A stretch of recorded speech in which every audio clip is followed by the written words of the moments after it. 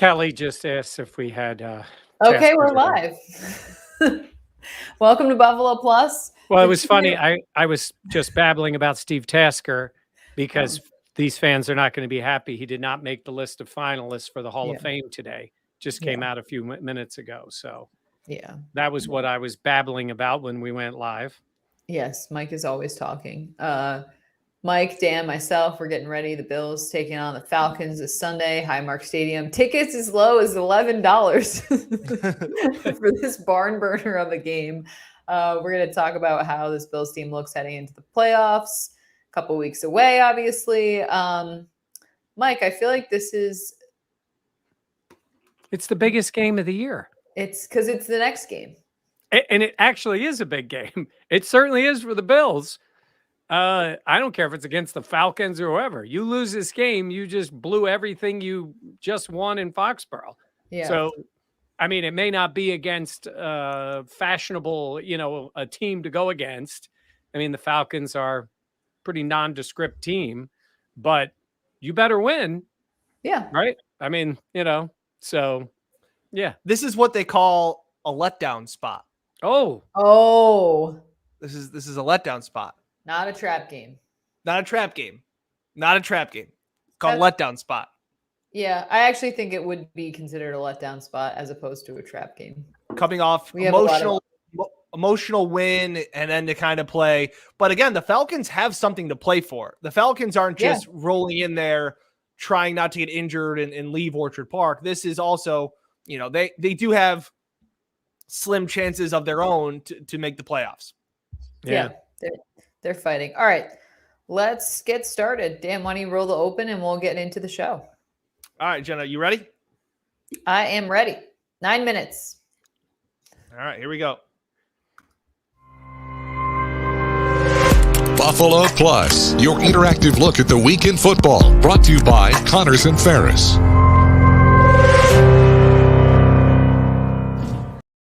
All right, welcome into Buffalo Plus, presented by Connors and Ferris. Mike Catalana, Dan Fetes. I am Jenna Cottrell. We're getting you ready as the Bills taking on the Falcons on Sunday. A big game, week 17 of the season. We know Buffalo coming off that big win against the Patriots on the road in Foxborough. Mike, the opponent might not seem like a big deal, but this game does mean a lot for Buffalo. Yeah, it means a ton. I mean, they have worked their way to where they are right now. It hasn't been pretty. It hasn't been smooth. It hasn't been easy. But they've worked their way into controlling their destiny, as everybody likes to say. You know what that means? You take care of your own business and you'll be fine. The Bills worked really hard this past week, really took care of the Patriots, took control of the division. This is not the time to back off at all. Get the job done against a Falcons team that, they have 7 wins. They're all against, pretty bad opponents. When they've lost, there hasn't been pretty. I mean, they've gotten handled by 2-3 touchdowns by many teams, including New England beat them 25-0. But if you go into the game, thinking roll the balls out and we'll go make a play and win, that's how you get in trouble, Dan. Yeah, this has the same feel of the Carolina game. Like, it doesn't have to be pretty. You don't have to impress anybody. You don't have to run up the score. You just got to get out of here with a win, and that's all that matters. We are now about to play January football. There are no statement wins. There's no pretty wins, ugly wins. This is now March Madness. Like, this is win and advance. It doesn't matter how you do it. You don't have to cover the spread. Just get the win, move on. Yeah, no, and Josh Allen said a couple weeks ago, like the playoffs started a couple weeks ago because we know this team wanted to be able to control their own destiny. And obviously it would mean a lot for this team. I mean, they had that big win on the road against the Patriots. Like, for them to go out there and lay an egg against the Falcons, you'd hate to see it for what it means for this team. But, this Bills team, we know they're the more talented group and all that. But it's interesting. They've obviously been playing some very good ball as of late. I feel like that second half after the Tampa game is when this Bills team kind of came alive. In the last 10 quarters, they've outscored their opponents 88-45. I looked it up, and the team has just kind of been on another level. And we got to talk to Josh Allen this week about what that has meant in terms of where this group is at. And we also got to hear from offensive lineman Ryan Bates. We'll talk a little bit more after him, but here's what this team had to say about where they're at and just how they've been playing lately. It's been fun, these last few weeks with how focused we are in practice. how attention and detail oriented we are in practice and throughout the games, and just the communication that we've had with each other has been brutally honest, and it's been really good for this team, and we got to keep it rolling.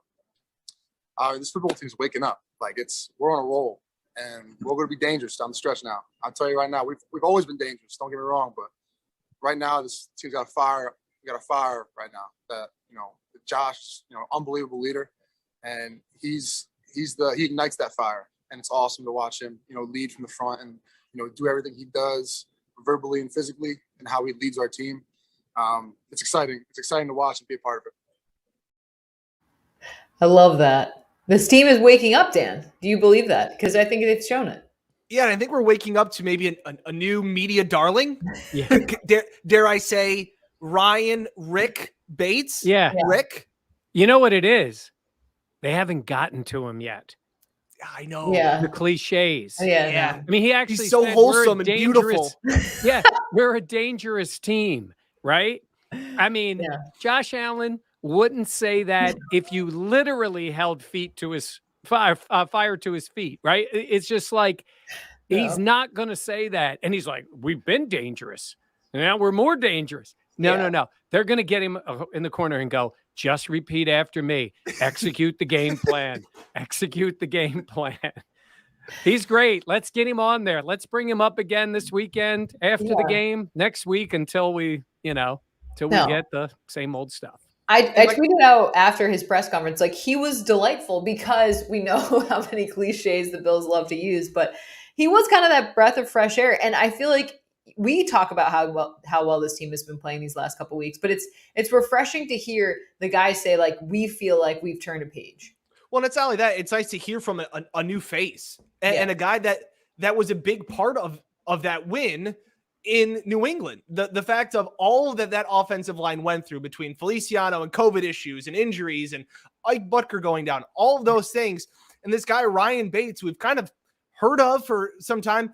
And now we hear his name's Rick. And nobody understands why his name is Rick. He doesn't know why his name's Rick, but he's called Rick. And he's like, yeah, like, I'm an undrafted nobody. Like, call me whatever you want. Just give me a jersey, was the best attitude to have for this. So it was great to hear from him. Yeah. You know what his dad's name is? Did you hear about this? No. Sal Majorana told me this today from the Democrat and Chronicle. His dad's name is Norman.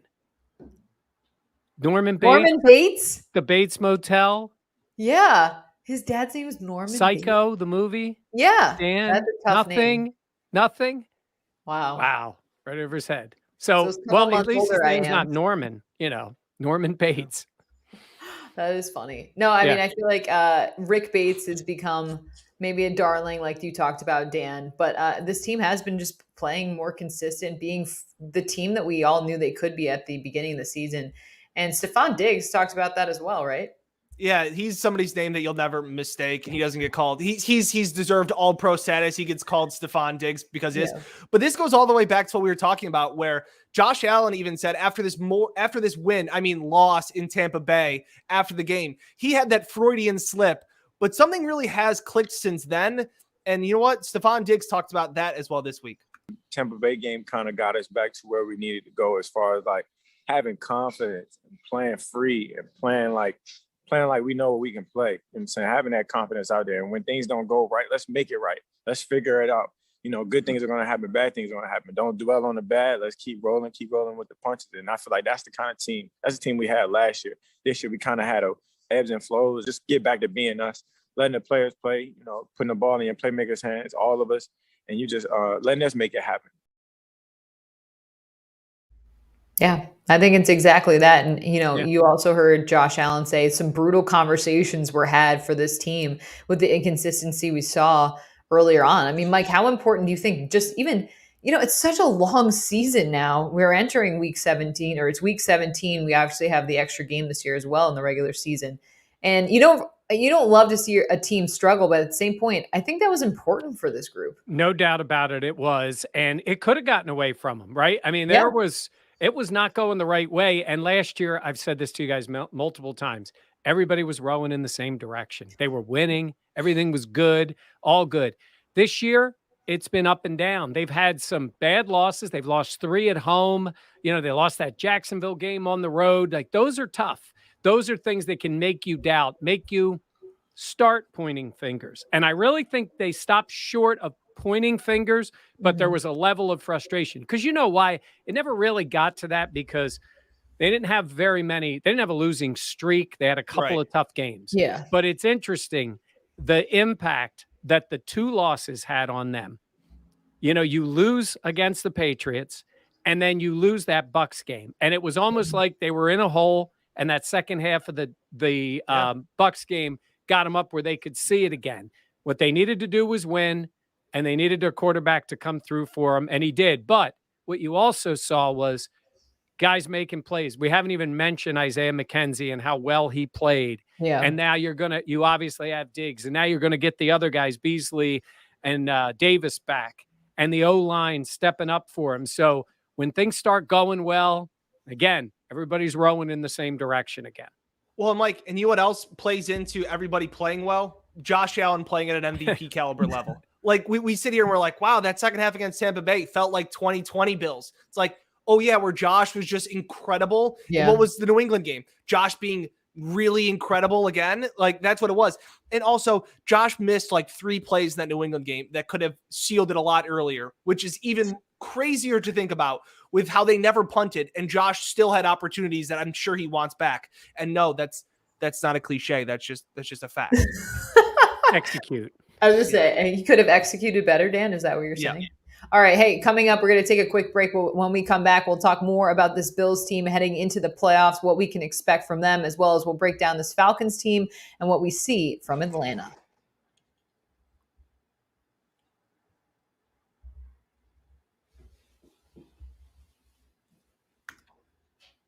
Jenna, do you want to break the news to everybody who's online with us? Okay, so Mike and Dan were very generous for Christmas. They got me a mic stand, but it doesn't quite work yet. But We'll get there. Our way. We're on our way, folks. So thank you guys for the gift. We'll get there.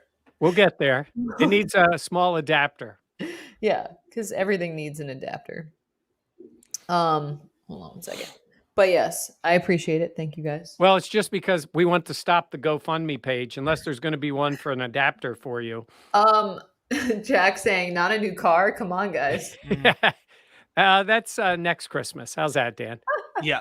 We'll work up to a it. Matchbox car. Once we get to 20,000 subscribers, then we're in car territory. Right now we're real close to 12. We're really close to 12. Where are we at actually? That makes we were like 11,960 something. Yeah. If you're watching right now, feel free to please like, comment, and subscribe. Oh, yeah, I like this.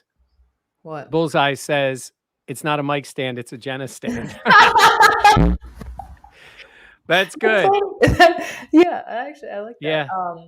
Yeah. We're 52 away from. Oh, does it have? Kyle's right. Diggs was. I said this to you. Diggs was. I think that's what he was saying in Foxborough. You get a car. You get a car. True. Yes. He might have been saying something else to Patriot. You were down there, Jenny. You said those Patriot fans were all super nice and friendly. Very kind, very understanding. Well, Diggs had to talk to them before they all left so early for some reason. When I tweeted out that Patriots fans were leaving early, someone was like, "Why does that matter?" And I'm like, "Oh, that matters." Yeah, like you just have watched. Yeah. I was You're like, new to this. You're new to this rivalry, I guess. Yeah, exactly. I'm like, oh no, that matters. Yeah. Also, if you're watching this, if you could like the like button, if you enjoy, we always appreciate that as well. All right.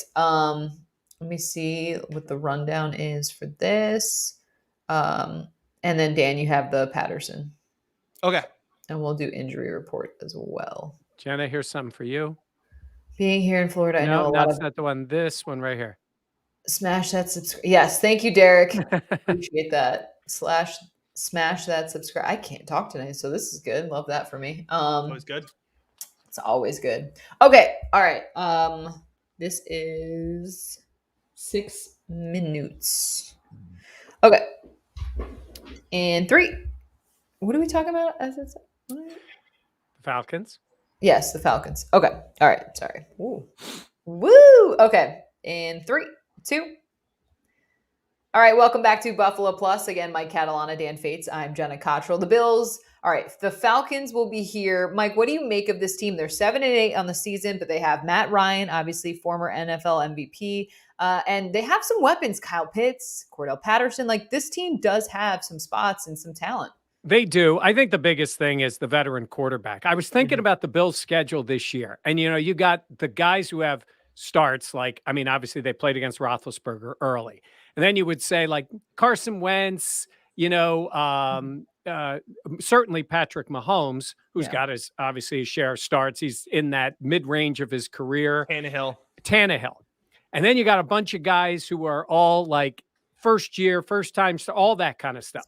And now bring in Matt Ryan, who is right there underneath the level of where Roethlisberger is. And the one thing about him is, a guy like him, he's out here playing like, he's not winning a Super Bowl this year. You know what I mean? Like, he knows that, but he's still playing. He still wants to show what he can do. And the only thing about that is when a guy like that has a game and gets going, he's been there and done it before. It's a different kind of defense. It's different things you do against him. You get pressure on him. He's a little older. It's January. Like, there's a point where he'll bail. But Dan, you start giving him some chances, and they start feeling like, they're up 28-3 on the Patriots in the Super Bowl.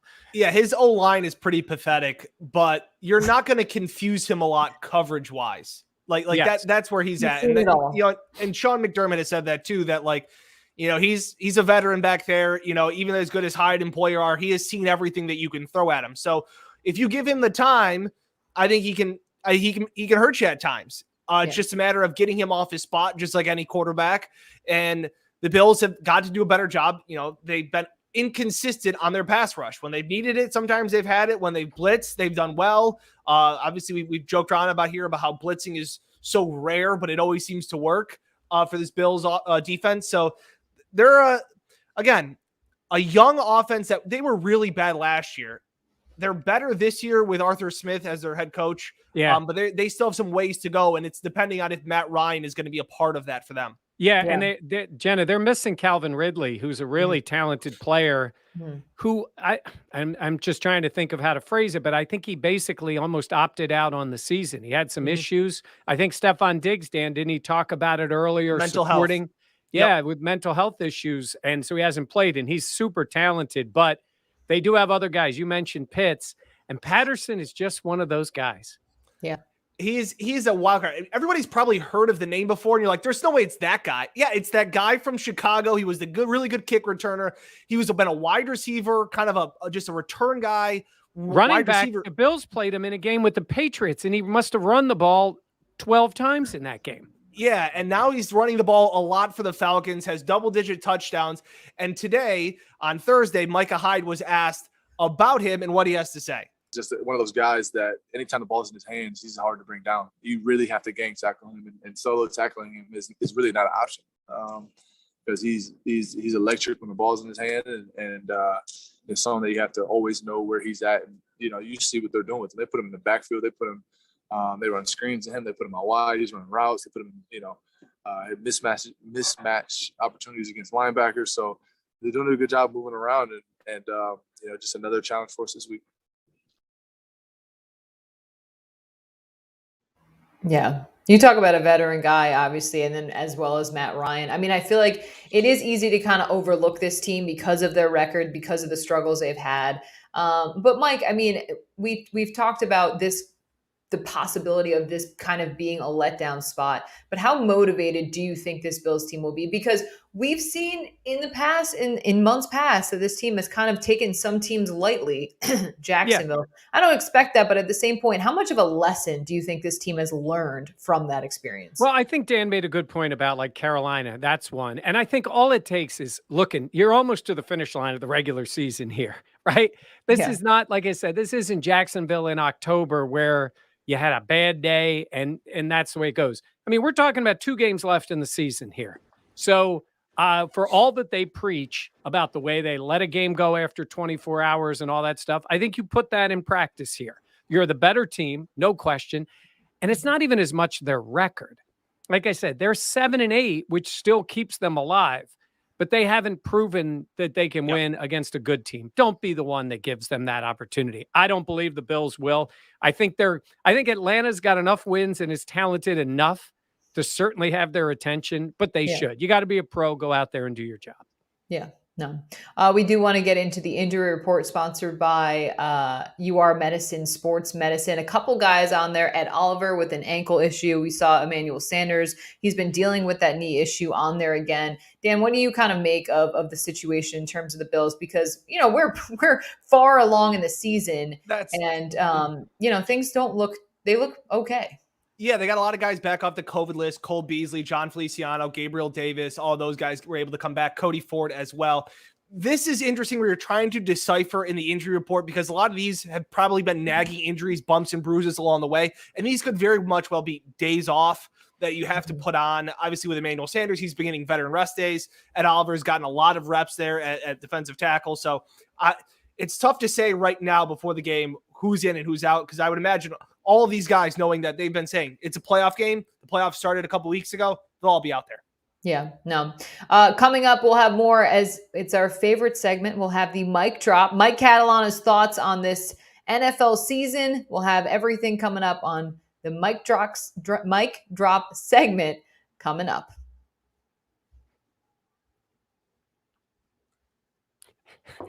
Wicka, mic drop. No. To answer to all of your questions, the answer is no, right, Jenna? No, it's yes. The answer is no. Yes. I just can't speak. Yes, Cody Ford. Keep Cody Ford on the list. That's not funny there, David. No, Cody Ford is back. Look, I put it to you this way. So mad. Then somebody was saying to me about like McKenzie and, and now with Cole coming back, you want Cole Beasley on this team and ready to go. You want every available player, and Cole Beasley can still make plays for them. I think they're going to call things a little differently. I think some of those routes that Beasley's been getting are going to go to McKenzie because he's going to win those routes. But that doesn't mean there's not a place on the field for Beasley over these last few weeks and in the playoffs. They'll still get him out there.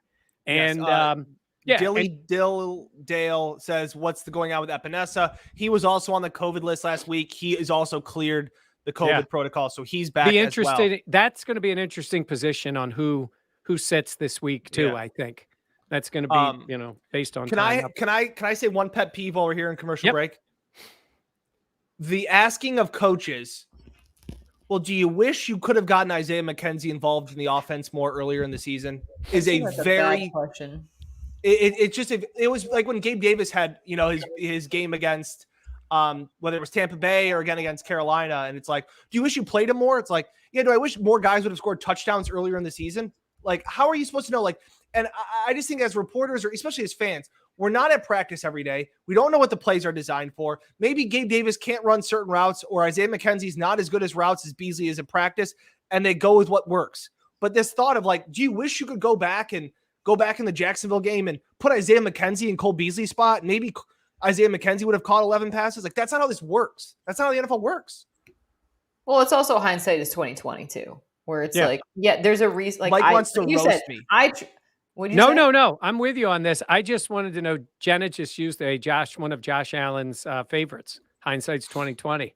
But I know it is cliche in this week-to-week league. Yes, when you have to execute. But I do agree. Like, obviously, they made the decision. It's not like they're like, you know what? I'd really like this team to struggle, so let's not put Isaiah McKenzie in. Yeah, you know what else? Isaiah wasn't playing well enough. Now, whether that was in practice or even in the games, and then they sat him down, and he said it impacted him, and then he came out and played his guts out in the game in Foxborough. Now, I'm not saying that he couldn't have played that way. That's a lot of love for Jenna in the chat tonight. A lot of love for Jenna in the chat. Mike, put the glasses on. A lot of love for Jenna. I got to see. XC cute. Here we go. Well, people love you, Jenna. Look at that. Wow. Can't wait to see. That sounds like a children's book. Jenna and the Giant Scarf, doesn't it? Oh, honey, we're going to read Jenna and the Giant Scarf tonight. Actually, it really does. That's funny. Don't worry. Val, her mom, knitted that. That is knit Jenna by Margaret. Jenna Margaret. Rag arm. That's literally how all my family talks. Has Coach Brian had any interviews? No, and he should, Jackie. He deserves every time. I don't have enough time on this show to talk about how great Brian Dable is. Let me tell you something. You guys are going to miss his fat face when he's gone. And I'm quoting John Feliciano here. Beasley's the best. Yeah. Excuse me. Daboll's the best. I was reading. Well, Beasley's a good player too. Yes. Very Mike, that's hilarious. That could be said at any time. Just right then. Mike, that's hilarious. Don't clip that. I feel like you want to clip that. Don't clip Should that. be clipped. No. Oh, We here have we go. exclusive We have an child exclusive book. child book. We'll have Don Alhart Yeah, write because it. Don already wrote a children's book, and it was not about Jenna. No, I bought it for Dan. Well, for Dan's daughter. Yeah. Let's preface that. That's true. Yeah, not for Dan, your daughter. All right. 420 for this one. Oh, 420 for Jenna. There we go. That's funny. Mike, you are funny sometimes. I am. Okay. I'm hilarious. What is your mic drop, by the way? It's going to be on our quarterback.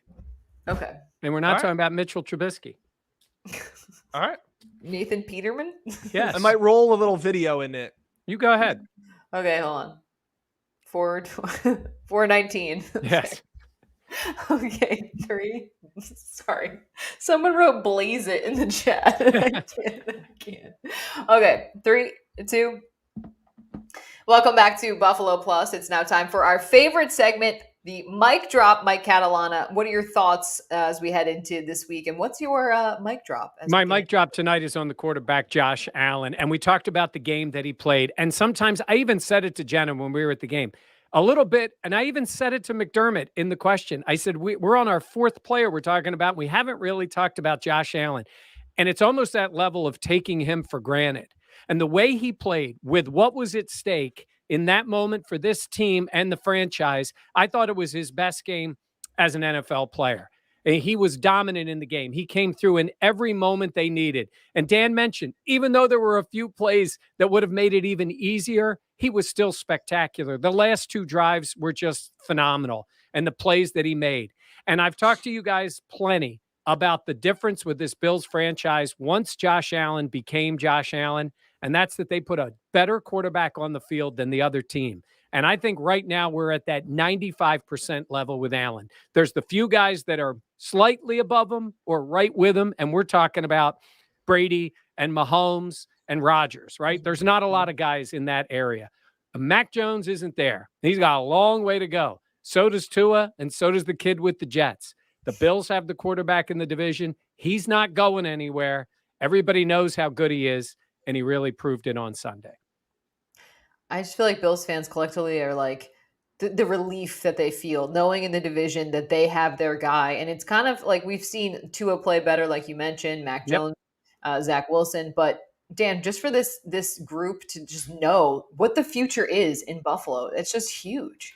Yeah, and I feel like to Mike's point too, I feel like that was really Josh Allen in a nutshell in Foxborough, the competitive nature. It felt like a mature version of the Thanksgiving game when he was in Dallas, where he willed some plays, like that fourth down. Yeah. That reminded me of they're going for it on 4th and short, and he fumbles the ball, and then he gets it, and then he carries 2 guys over the line and gets all fired up.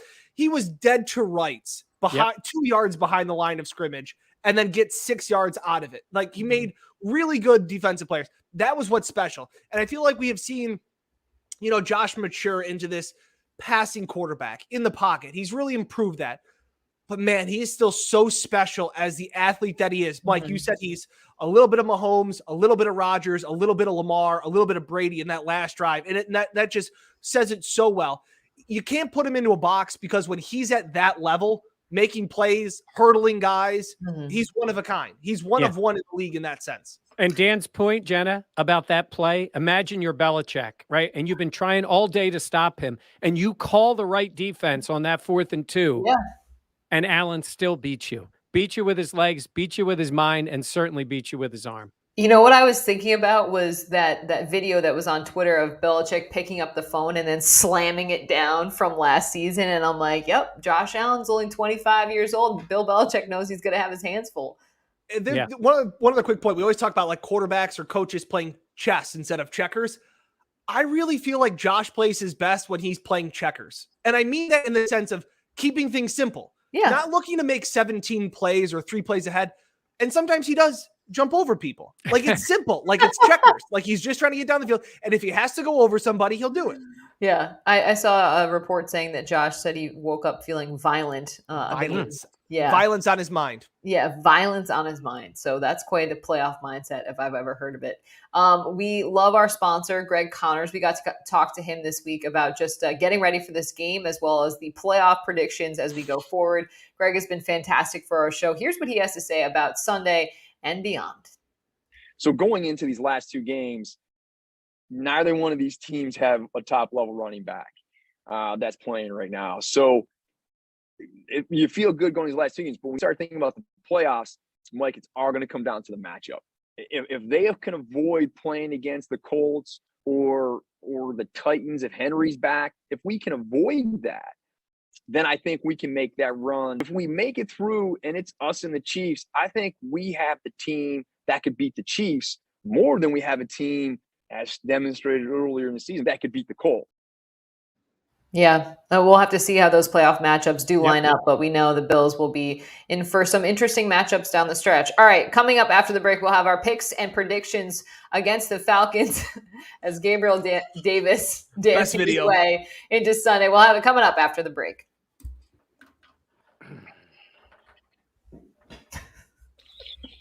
Just let it play. Just let it play, Gabe. Look at Gabe. He's not done. He's not done. Not done. Still not done. He's just loving it. All right. Malcolm says, how many years can Josh take the punishment in the running style? That's interesting. I think he's gotten better at it, though. He took a few hits. He took a couple of big ones. Jenna, the one as he was running towards the far side, he took a pretty good hit in the game. You know, I think there's moments he's just got to slide. There's moments he's got to slide and live to the next one. But keep in mind, he is 6'5", what did they list him at? 230? Yeah, 245. And it's interesting. Some of the game has changed so much to protect the quarterbacks. In the pocket. In the pocket, though, not as a runner.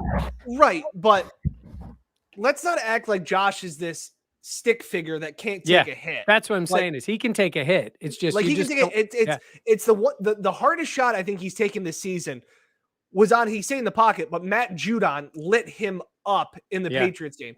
And that was a shot that Trent Dilfer, one of the guys that's I always listen to his analysis on quarterbacks, those ones right underneath the ribs. Like those are the ones that can really do some damage on you, knock the wind out of you. Look, even when Josh goes into, hurdles over a guy, it's kind of crazy, but like that's just him. And like, he's still, he's taking those hits and he's gotten up. So yeah. Kelly only lasted 10 years, but Jim Kelly and Steve Young played in a different era where they got crushed 10, 15 times a game. Oof. Josh Allen has never got hit as hard as Jim Kelly was hit over his 10-year career. No, you're right. I mean, it's just a different world, I mean, there's why do you think Brady's still able to play? Yeah. Well, he also is. No, I know, but like, but he doesn't take the hits. If he was taking those hits now, he wouldn't be playing. Yeah. There's just no doubt. Giselle would be saying, Tommy. But really, go back and look at what how Troy Aikman took shots and how Steve Young took shots. I mean, those guys were so athletic, but they got hit 15 times a game, 3 seconds after they threw the ball, and still got clotheslined, and there was no flag. Yeah. Like they were getting up with their helmets on the side. Yeah. They were putting them back in and going into There's the huddle. so many different hits, the body weight hits that they've tried to take out of it. Where a guy, you talk about those kind of injuries, the ribs and all that, it's just a different game now, which honestly, in the long run makes for a better game because these are the guys we want to see on the field. Yeah. We want to see the quarterback. So yes, it's very true. Okay. We have 250 for the total. Like that is deadline time. So look at you, Mike. Wonder why. Excuse me. I made my New Year's resolution. Yeah, it's not New Year's. It's not 2020. That's right. I had someone today try and tell me that today was the last day of 2021. Really? That's not how time works. Okay. All right. 3, 2. Welcome back to Buffalo Plus. Let's get into it, Dan. We'll have our picks and predictions coming up, but first, we want to hear your best bets for this week. I'm red hot 3 straight weeks in a row. Over these last 3 weeks, 18-8. I have been giving the gift of free money to you guys. In this one, I'm going to take it. Something I always have to take. Mike Tomlin as a home underdog. They're 3.5-point underdogs at home. It's probably been Big Ben's last home game taking on the Browns. I just don't think they lose on Big Ben's last game at Heinz Field. All right. I agree. All right. So humble as well. But what is your pick? What is your pick for this game? I just think the Bills get it done. I think this is similar to exactly. I think this is similar to what we saw against Carolina, where the Bills just get in and get out. I like this game 24-13. Bills get the win and move on.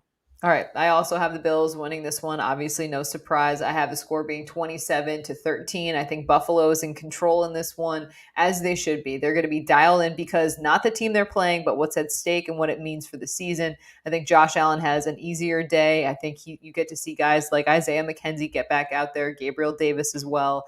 I have the Bills winning this one, and I have it being a commanding win for Buffalo. Mike, what about you? I've got the Bills winning 34-13. I think they dominate from the start. I think Allen plays well. I think the defense gets a couple of turnovers against the Falcons. I think they're in control the whole way, 34-13. Okay. We all have the Bills winning. We know it's going to be quite a game on Sunday. And I mean, Mike, I feel like where this team is at and where they are in the season, it was interesting. I know the Falcons defensive coordinator said the best way to shut down Josh Allen is hope he doesn't get off the bus. Yeah. Well, they know. I love it. Yeah, they know what they're facing. That's what Josh Allen is. When you play the Bills, Josh Allen's on the marquee. Josh Allen's the guy you think about all week long getting ready for the game. He's responded to that. Whether it's the Patriots in a division game or the Falcons in a non-conference game where they're just trying to stay alive, 17 is the guy on their mind for the entire game. Yeah. Dan, what do you make of that? Josh Allen is playing MVP caliber. He's re-entered the conversation, and he's proven it, especially as the Bills playing their best football heading into the most important games of the season. Oh, man. We know as Alan said, the playoffs started a couple weeks ago. This team is seemingly playing like it. They will face off against the Falcons. Kickoff in this one will be 1:00 again at Highmark Stadium. The Bills closing out their season there. We'll have this game on Fox. Thank you so much for watching. We always appreciate all the love. Be sure to check out Buffalo Plus, our YouTube channel. We've got our subscribers. The base is growing. We always appreciate it. For Mike and Dan, I'm Jenna. Thank you for watching Buffalo Plus, presented by Connors and Ferris.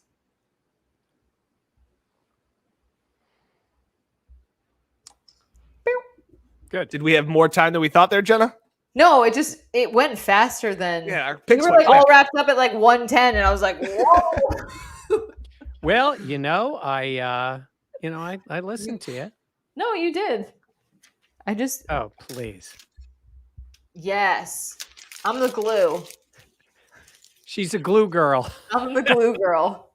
That sounds bad. Yeah, I immediately regret it. How about this? If you want something. No punts again. Can you imagine? That'd be hit cool. The like button. Yeah, the no punt game. That's right. It's funny. I said last week that maybe the Bills could be in the market for a punter because he wasn't having a good game, and then he did hold for the kicks. Yes. So that was a busy part of his day. I could do that. No, you couldn't. That's fair. You could figure it out, right?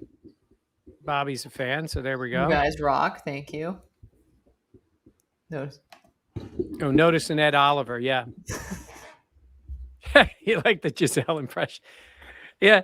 Did you it's from one of the Super Bowls. It might have been the Atlanta Super Bowl where they had a mic on her and she was going nuts in the box watching with the kids. Giselle. Bunchen. The avocado ice cream. That's it. Big celebration afterward. Nathan.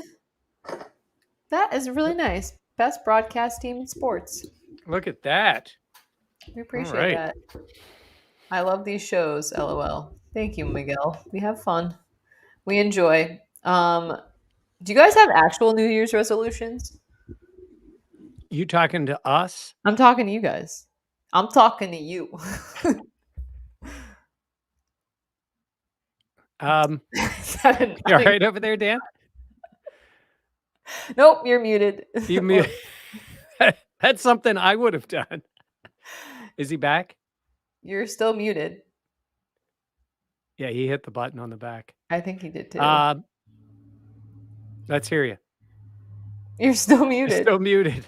How about now? There you go. Now he's back. How about now? And it worked. It works, yeah. My New Year's resolution is to unmute myself. I already did it. Get my financial advisor already set. So thanks a lot, Chuck Wade. Shout out Chuck Wade. Nice. We love Chuck. Yep. Former 13 Wham sports reporter and anchor who went on to, when they say go to bigger and better things, he absolutely did. But, bigger for Chuck, it's hard for him to reach. Oh, Michael. Oh, please. The stuff Chuck has said about me, and he worked for me. That's why and I I love you pay so him much. now, and he still does it. Mike, do you have a New Year's resolution? I told you it's my actual New Year's resolution. Is to talk less. Yes. You can't deal with silence, though. Oh, I can deal with silence. No, you can't. I've spent so many car rides with you. If I choose, but what happens? You, just like my wife, do the same thing. You'll go, are you all right? If I'm not saying anything. That's true. Well, Yeah. just because you never do that. So I'm going to try once You're the muted, ball drops, once it's midnight on Yeah. the 31st. Yeah. Okay. I hate that. You got to talk. Yeah, but less. But less. Dan, Yeah. what are you doing? He's still muted. Still muted. Bless you. What is your New Year's resolution? I don't have one yet. I don't know. I would like to work out more. Dan, I don't know what's going on with you, Mike. I got a home, like not a Peloton, but a home workout bike. I hope you have a good therapist to help you with that, Mike. Dan is nesting. I don't know what that means. That's funny. By the way, Dan, I went on the on StreamYard today, and you were working on here, and the cat was in the shot. Oh, Winston. Was he really? Yeah, just you weren't in the street. You hadn't entered the thing, but the cat was walking back and forth. Yeah.